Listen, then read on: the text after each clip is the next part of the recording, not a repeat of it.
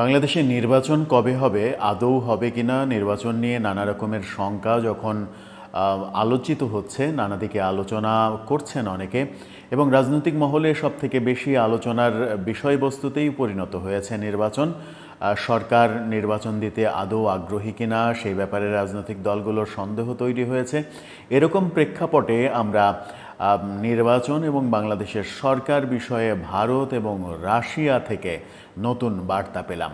ভারত এবং রাশিয়া আমরা জানি তারা খুবই ভালো দুই বন্ধু রাষ্ট্র। এই দুই দেশের থেকে বাংলাদেশের নির্বাচন বিষয়ক বার্তা যখন একই দিনে আসে, তখন এটার অন্যরকম মর্মার্থ রয়েছে কিনা সেই আলোচনা তো হতেই পারে। অন্যদিকে জাপান সফররত প্রধান উপদেষ্টা প্রফেসর ইউনূস, তাকে সেখানে পদত্যাগ প্রসঙ্গে প্রশ্ন করা হলে তিনি বলেছেন যে দেশেই এর উত্তর দিইনি, এখানে এসে এর উত্তর দিলে পরিস্থিতি ঘোলাটে হবে, আমি সমালোচিত হব, এরকম মন্তব্য করেছেন। ভারত এবং রাশিয়া থেকে কি খবর এলো, কি বার্তা দিতে চাইলো তারা, সেই আলোচনাটা করার চেষ্টা করব এই ভিডিওতে। থাকবেন পলিটিক্স টিভির নিয়মিত আয়োজনে।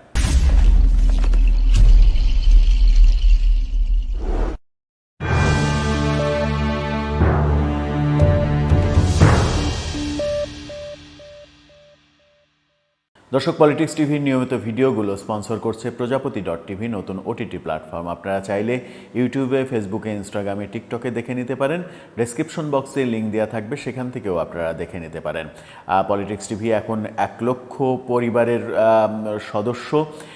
সেই সহযোগিতা আপনাদের, তার জন্য কৃতজ্ঞতা, এবং এখন থেকে আরও বেশি সহযোগিতা করবেন। ভালো লাগলে সাবস্ক্রাইব করে, লাইক দিয়ে, শেয়ার দিয়ে আমাদের পাশে থাকবেন, সেই প্রত্যাশা। চলে যাচ্ছি মূল ভিডিওতে। বলছিলাম, রাশিয়া এবং ভারত থেকে নতুন বার্তা এসেছে। ভারতের পররাষ্ট্র মন্ত্রণালয়ের মুখপাত্র রণধীর জয়সওয়াল তিনি বার্তা দিয়েছেন। আবার রাশিয়ার রাষ্ট্রীয় টেলিভিশন চ্যানেল থেকে বাংলাদেশের রাজনৈতিক প্রেক্ষাপট এবং নির্বাচন ডিলে হচ্ছে, সেনাবাহিনীর সঙ্গে সরকারের সম্পর্ক, এই ব্যাপারগুলো উঠে এসেছে। রণধীর জয়সওয়াল, ভারতের পররাষ্ট্র মন্ত্রণালয়ের যিনি মুখপাত্র, তিনি বলেছেন যে বাংলাদেশে দ্রুত সময়ের মধ্যে নির্বাচন প্রয়োজন, নির্বাচন দিতে হবে। বৃহস্পতিবার দেশটির পররাষ্ট্র মন্ত্রণালয়ের নিয়মিত ব্রিফিংয়ে এই প্রসঙ্গ উঠে এসেছে। নির্বাচন প্রসঙ্গ করা এক সাংবাদিকের প্রশ্নের জবাবে পররাষ্ট্র মন্ত্রণালয়ের মুখপাত্র রণধীর জয়সওয়াল বলেন, দ্রুততম সময়ের মধ্যে অন্তর্ভুক্তিমূলক এবং সুষ্ঠু নির্বাচনের মাধ্যমে বাংলাদেশের জনগণের ইচ্ছা এবং ম্যান্ডেট নিশ্চিত করতে হবে। খুবই গুরুত্বপূর্ণ, এখানে আপনারা নিউজের শিরোনামটা দেখে নিতে পারেন। এখানে খুবই গুরুত্বপূর্ণ যে পার্টটা, সেটা হচ্ছে যে তারা নিরপেক্ষ নির্বাচনের পাশাপাশি অন্তর্ভুক্তিমূলক নির্বাচনের কথা বলছে, অর্থাৎ ইনক্লুসিভ নির্বাচনের কথা বলছে। তার মানে সব দলকে নিয়ে নির্বাচনের কথা বলছে। যখন আমরা দেখছি যে আওয়ামী লীগের কার্যক্রম নিষিদ্ধ করা হয়েছে, বিচারের আগ পর্যন্ত তারা কোনো কার্যক্রম করতে পারবে না, এমনকি নিবন্ধনও বাতিল করে দেওয়া হয়েছে। আগামী নির্বাচনে আওয়ামী লীগ অংশগ্রহণ করতে পারবে না বলে সরকারের পক্ষ থেকে জানিয়ে দেওয়া হয়েছে। সেরকম পরিস্থিতিতে ভারত নতুন বার্তা দিল, ইনক্লুসিভ নির্বাচন করতে হবে, সবাইকে নিয়ে নির্বাচন করতে হবে। কদিন আগে প্রধান উপদেষ্টার রাজনৈতিক দলগুলোর সঙ্গে বৈঠকের সময় মাহমুদুর রহমান মান্না বৈঠক থেকে বেরিয়ে এসে বলেছিলেন যে প্রধান উপদেষ্টা বলছেন ভারতের তরফ থেকে প্রচণ্ড চাপ আসছে এবং পারলে তারা আজকেই সরকার ফেলে দেয়, এরকম অবস্থা তৈরি করছে। এখন রণধীর জয়সওয়ালের এই বিবৃতি এটা স্পষ্ট করে যে ভারত বাংলাদেশের বর্তমান অন্তর্বর্তীকালীন সরকারকে এক ধরনের চাপে রেখেছে। এই কথা যখন বলছি, তখন অন্যদিকে রাশিয়ার যে সরকারি গণমাধ্যম আরটি, সরকারি গণমাধ্যমে বাংলাদেশের পরিস্থিতি নিয়ে নিউজ হয়েছে, এবং সেখানে ডক্টর ইউনূসের ছবি দিয়ে তারা যে নিউজটা করেছে সেটা দেখে নিতে পারেন। সেখানে তারা যেটা বলার চেষ্টা করছে সেটা হচ্ছে যে কয়েক সপ্তাহ ধরে সহিংসতা বিক্ষোভের পর প্রধানমন্ত্রী শেখ হাসিনা পদত্যাগ করতে বাধ্য হওয়ার পর গত বছরের আগস্টে নোবেল শান্তি বিজয়ী ইউনূসের নেতৃত্বাধীন সরকার ক্ষমতায় আসে। তখন থেকেই শেখ হাসিনা ভারতে বসবাস করছেন, অর্থাৎ তারা তাদের কথাতে ভারতের প্রসঙ্গ টেনে এনেছে। প্রথমেই বলছিলাম ভারত এবং রাশিয়া খুবই ভালো বন্ধু, নিউজেও কিন্তু সেই ব্যাপারটা উঠে এসেছে। তিনি সেখানে বলা হয়েছে ইউনূস ভারতীয় গণমাধ্যমকে ভুল তথ্য ছড়ানোর জন্য অভিযুক্ত করলেও তার এবং সেনাবাহিনীর মধ্যে ক্রমবর্ধমান বিভেদের জল্পনা প্রাথমিকভাবে বাংলাদেশি গণমাধ্যম এবং আন্তর্জাতিক গণমাধ্যমে প্রকাশিত হয়েছিল। যদিও ইউনূস এটাকে বলছেন যে এটা ঠিক না, ভারতীয় গণমাধ্যম ঠিক কথা বলছে না, তারপরেও সেনাবাহিনীর সঙ্গে সরকারের যে বিভেদ তৈরি হয়েছে এটা স্পষ্ট হয়েছে, সেটা তারা বলার চেষ্টা করছে। বলছে যে প্রতিবেদনগুলো ইঙ্গিত দেয় যে নির্বাচন অনুষ্ঠিত হতে বিলম্বিত হওয়ার কারণে অসন্তোষ রয়েছে।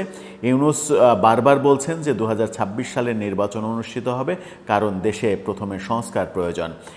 গত সপ্তাহে অন্তর্বর্তীকালীন সরকারের প্রশাসনের মধ্যে তীব্র উত্তেজনা তীব্র আকার ধারণ করে। ডেইলি স্টারের এক প্রতিবেদন অনুসারে সেখানে জানা যায় যে জেনারেল ওয়াকার ঢাকা সেনানিবাসে এক উচ্চ পর্যায়ের সমাবেশে বলেছিলেন, বাংলাদেশের রাজনৈতিক স্থিতিশীলতা প্রয়োজন, এটি কেবল নির্বাচিত সরকারের মাধ্যমেই সম্ভব। অনির্বাচিত কেউ সিদ্ধান্ত গ্রহণ করতে পারবে না, অনির্বাচিত কারো দ্বারা সিদ্ধান্ত গ্রহণযোগ্য হবে না, এমন বার্তা দিয়েছিলেন। এছাড়া আরও অনেক বিষয় তুলে আনার চেষ্টা করা হয়েছে।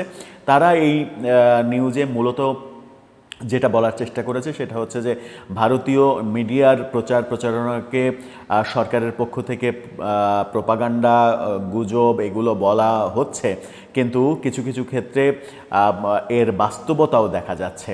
যেমন সরকারের সঙ্গে সেনাবাহিনীর সম্পর্কের অবনতি, নির্বাচন পিছিয়ে দেয়া এবং রাজনৈতিক দলগুলো আর্লি নির্বাচন চাচ্ছে, এই ব্যাপারে দ্বন্দ্ব তৈরি হয়েছে, যে কারণে বাংলাদেশের রাজনৈতিক অসন্তোষ সৃষ্টি হয়েছে।